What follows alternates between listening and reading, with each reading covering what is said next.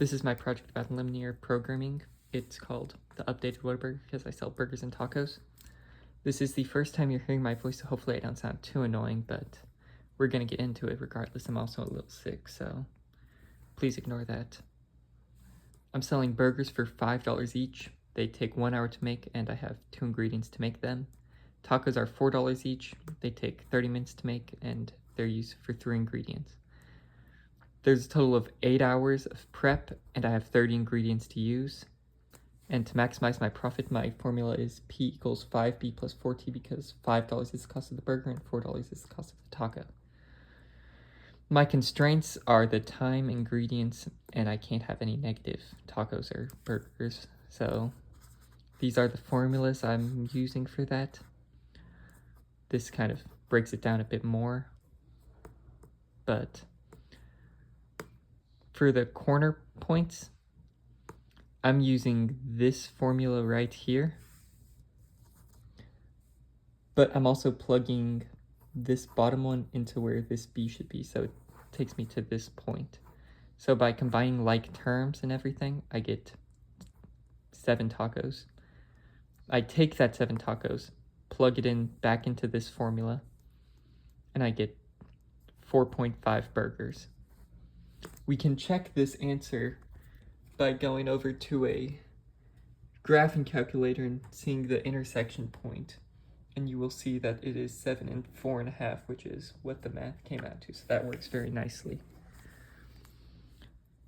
Next, we're gonna keep doing it as in making, if we have 0 tacos, we can have 8 burgers max.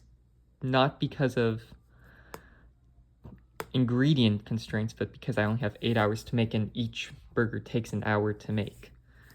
And so you basically get 8 burgers and 0 tacos. You do the same inversely with making burger 0, and you'll get 10 tacos because you're given enough ingredients to make the tacos and you have plenty of time.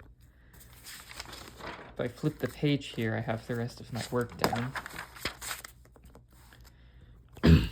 To evaluate the profit, remember the formula, $5 per burger and $4 for taco equals profit.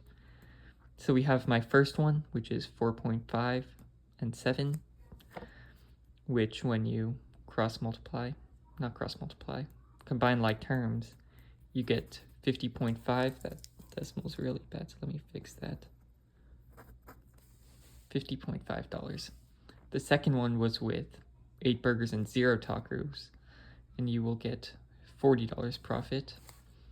With 10 tacos, you also get $40. All but you by combining like terms for these.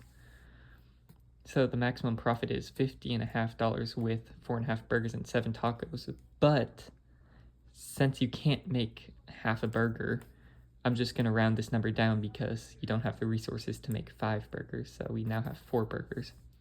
To find out the new total, you just plug the 4 burgers and 7 tacos into their respective prices, and you'll still end up with $48, which isn't much of a price decrease, but it still changes the answer, so I'm gonna put it here regardless.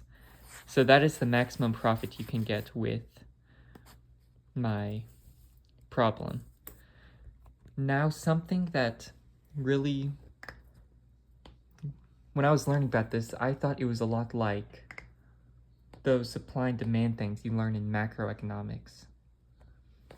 As in those, what are they called? It was a lot like those opportunity graphs. Opportunity costs. So where you have it like this, you have your opportunity cost window, and you can make this much of this. If you go down, you have less, but you go up here, you make less and more of this side. So it's a lot like that in this sense, to where you have to really maximize the potential you see where it fits. So for example, you have tacos here and burgers here. If I want to make more tacos, I'll have to sacrifice my burger manufacturing, but if I want to make more burgers, I sacrifice the amount of tacos I make. So you kind of have to find that right middle point to where you can really maximize your profit. And that's the thing that really helped me learn through this lesson. So thank you for listening, and I hope I explained everything adequately. Again, I'm a little sick, so sorry about my voice, but thank you and goodbye.